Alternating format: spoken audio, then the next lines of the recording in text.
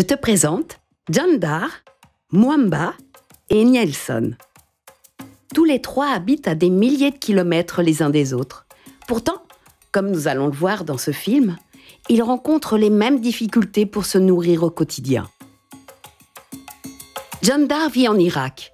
Avec sa famille, elle a dû fuir son village lorsque la guerre a éclaté dans son pays, laissant ainsi sa maison et ses amis. Comme beaucoup d'autres familles, elle s'est réfugiée dans un camp. Ici, il n'y a pas de maison, de jardin ou de terre à cultiver. Je m'appelle Jandar, j'ai 8 ans et j'habite au camp de Shirhan. Je me lève le matin à 8 heures, puis je vais me laver le visage pendant que ma maman prépare le petit déjeuner. La vie dans les camps est très difficile et nous n'avons rien. Mes enfants travaillent et avec cet argent, j'achète de la farine, des fruits parfois et du fromage. Comme ça, nous survivons jour après jour, juste ça, pas plus.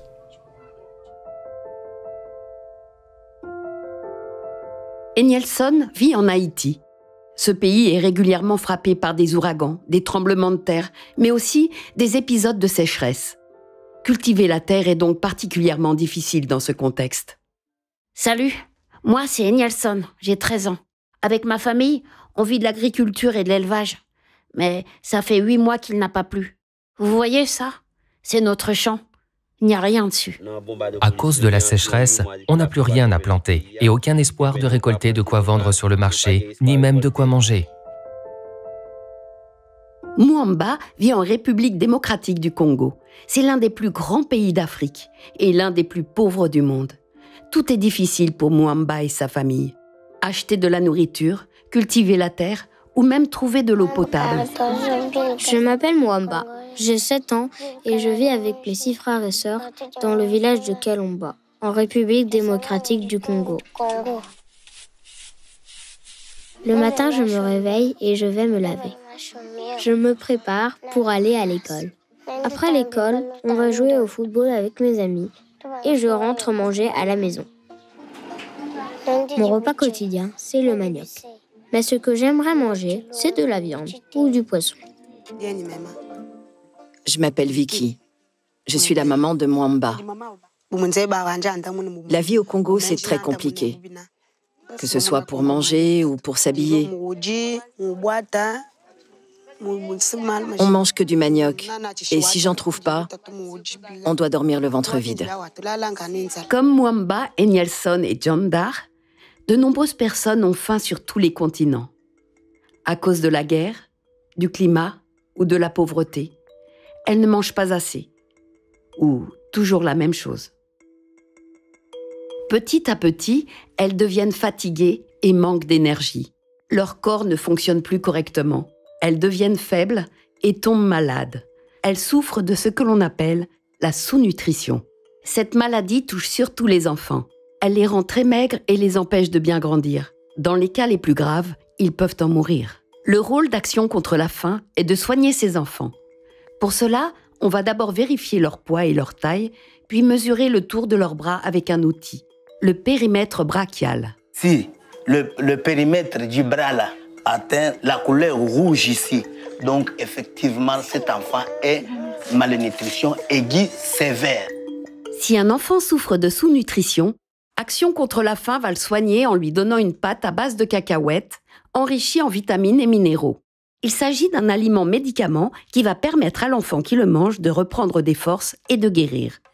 Mais le manque de nourriture n'est pas le seul responsable de la sous-nutrition.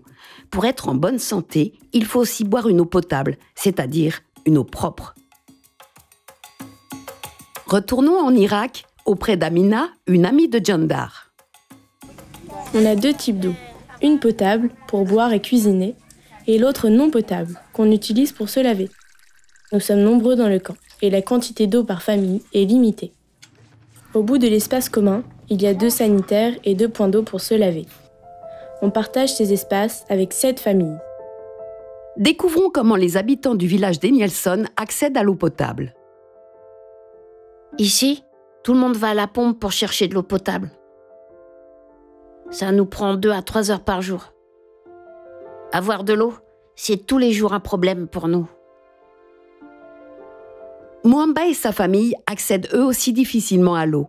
Elle se trouve souvent loin des villages et n'est pas potable. Pour aider maman, je vais chercher de l'eau. Je mets 2 heures pour aller jusqu'à la source, avec un bidon de 7 litres. Souvent, j'y vais accompagnée de mes amis. Avoir de l'eau chez soi paraît facile. Il suffit d'ouvrir le robinet pour la boire. Tu peux aussi t'en servir pour te laver, aller aux toilettes ou même arroser tes plantes. Pourtant, beaucoup n'ont pas cette chance. Plus de 2 milliards de personnes n'ont pas d'eau potable dans leur maison. Pour ces populations, l'eau est très rare. On doit l'utiliser en toute petite quantité pour que tout le monde puisse en avoir un peu. Attendre son tour pendant des heures ou marcher sur plusieurs kilomètres avant d'en trouver. Et lorsqu'on en trouve, elle n'est pas toujours potable. Elle peut contenir des bactéries et transmettre des maladies qui affaiblissent le corps, rendent malade et aggravent la faim. Pour permettre à ces personnes d'être en bonne santé, Action contre la faim sensibilise les familles aux gestes d'hygiène pour éviter la transmission de maladies. Elle distribue des bidons pour transporter l'eau et des pastilles pour rendre l'eau propre. Elle construit aussi des pompes et des toilettes.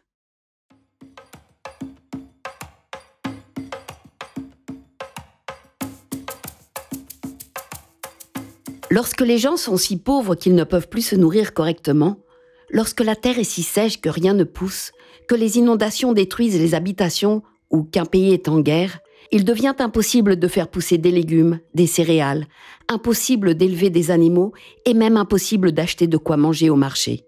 La priorité est de sauver ces familles dans l'urgence, en soignant les enfants malades de sous-nutrition et en donnant accès à l'eau potable. Mais cela n'est pas suffisant. Pour les aider, il faut également leur permettre de se débrouiller seuls.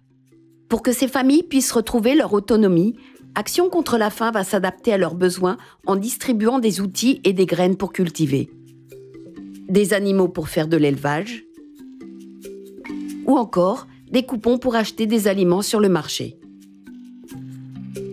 Comme tu viens de le voir dans ce film, grâce à Action contre la faim, des villages entiers ont pu être aidés. Mais aux 4 coins du monde, de nombreuses familles n'ont toujours pas accès à une nourriture suffisante et à de l'eau potable. En participant à la course contre la faim, tu pourras aider à améliorer leur quotidien.